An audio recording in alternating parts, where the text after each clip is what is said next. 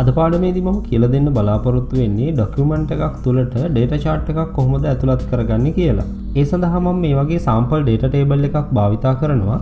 මේ data table එකේ තියෙන තොරතුරු භාවිතා කරලා තමයි මම data chart එකක් නිර්මාණය කරගන්න යන්නේ. ඉතින් මම data chart එකක් නිර්මාණය කර ගැනීමට ප්‍රථම මේ data table එකේ තියෙන සියලුම තොරතුරු ටික මේ විදිහට select කරලා මේ තොරතුරු ටික copy කරගන්නවා. ඉන්පසුව මේ data table එකට පහලින් එහෙම නැත්නම් Tamanට data chart එක ඇතුළත් වීමට අවශ්‍ය කරන ස්ථානයේ cursor එක තියලා insert කියන ribbon එකට මාරු වෙනවා. insert කියන ribbon එක යටතේ illustrations කියන group එක යටතේ ඔයාලට දැක ගන්න ලැබෙනවා charts කියලා.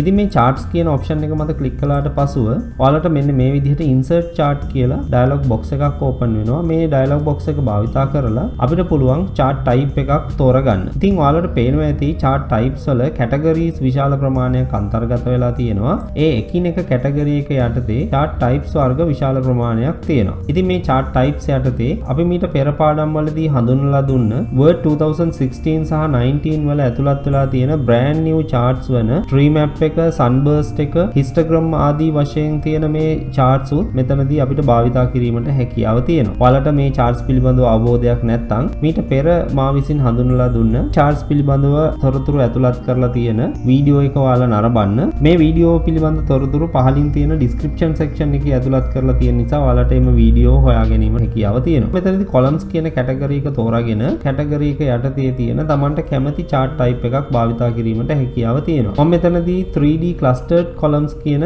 chart type එක තෝරගන්නවා. ඒ chart type එකේ preview එකක් මෙතන අන්තර්ගත වෙනවා වගේම ඒ මතට mouse point එක අරගෙන යද්දී ඒ preview එක තරමක් දුරට zoom කරලා අපිට පහසුවෙන් බලා ගැනීමට හැකියාව තියෙන පරිදි විශාල කරලා පෙන්නනවා. ඉතින් මම මේ chart type එක තෝරාගෙන OK කියන බටන් එක මත click කරනවා. එවිට sample chart එකක් open වෙලා ඒ වගේම Excel data sheet එකකුත් මේ මත open වෙලා මේ chart එක සඳහා අවශ්‍ය කරන figures ටික ඇතුළත් කරන්න කියලා කියනවා. ඉතින් මම කලින් අවශ්‍ය කරන figures ටික copy කරගත්තා. ඔයාලට copy කරගන්න බැරි වුණා නම් මේ අවස්ථාවේදී මෙතන manual type කිරීමෙන්ද මේ chart එක නිර්මාණය කර ගැනීමට හැකියාව තියෙනවා. මේ chart එක සඳහා අවශ්‍ය කරන data ටික කලින් copy කරගෙන ආපු ටික paste කරගන්නවා. formatting සමග paste කරන්න පුළුවන්. එහෙම නැත්නම් formattings නැතුව paste කරන්න පුළුවන්. මම මෙතනදී formattings නැතුව paste කරනවා. ඒ වගේම මට warning message එකක් දෙනවා. මේ paste කරන්න යන data සීමාව දැන්ට ඇතුළත් වෙලා තියෙන data සීමාවට වඩා ප්‍රමාණයෙන් වෙනස්.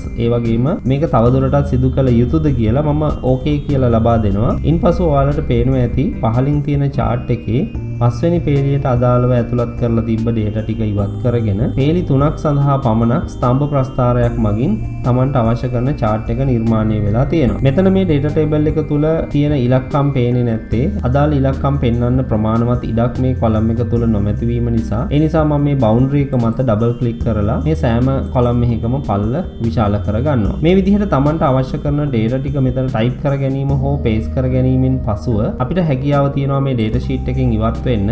ඉන්පසුව chart එක තුලට ඇවිල්ලා මේ chart එක select කරගෙන chart එක Tamanට අවශ්‍ය කරන ස්ථානයට position කර ගැනීමට හැකියාව තියෙනවා. ඉතින් මේ අවස්ථාවේදී මම chart එක මේ විදිහට drag කරලා move කරන්න හැදුවට මේ chart එක move කර ගැනීමට හැකියාවක් ලැබෙන්නේ නැහැ. ඒකට හේතුව තමයි මේකේ wrapping කියන option එක භාවිතා වෙලා තියෙන්නේ inline text කියලා. අපිට ඒක වෙනස් කරගන්න පුළුවන් format ribbon එක භාවිතා කරලා හෝ මේ chart එක select කළාට පසුව මේ දකුණු පසින් open වෙන layout options කියන එකට ගිහිල්ලා. ඉතින් මෙතනදී තියෙන්නේ inline with text කියන layout එකේ මට භාවිතා කරන්න පුළුවන් top and bottom කියන layout එක. ඉන්පසුව මම මේ විදිහට මේ chart එක drag කරලා Tamanට අවශ්‍ය කරන ස්ථානයට move කරලා drop කරනවා. ඒ වගේම මේ boundary handles වලින් අල්ලගෙන ඔයාලට හැකියාව තියෙනවා chart එකේ size එක තවදුරටත් adjust කර ගැනීමට. ඉන්පසුව අපිට තවදුරටත් මේ chart එකේ modification සිදු කර ගැනීමට හැකියාව තියෙනවා. ඒ සඳහා chart tools කියන එක යටතේ design කියන ribbon එකට මාරු වෙනවා. design ribbon එකට මාරු වෙලා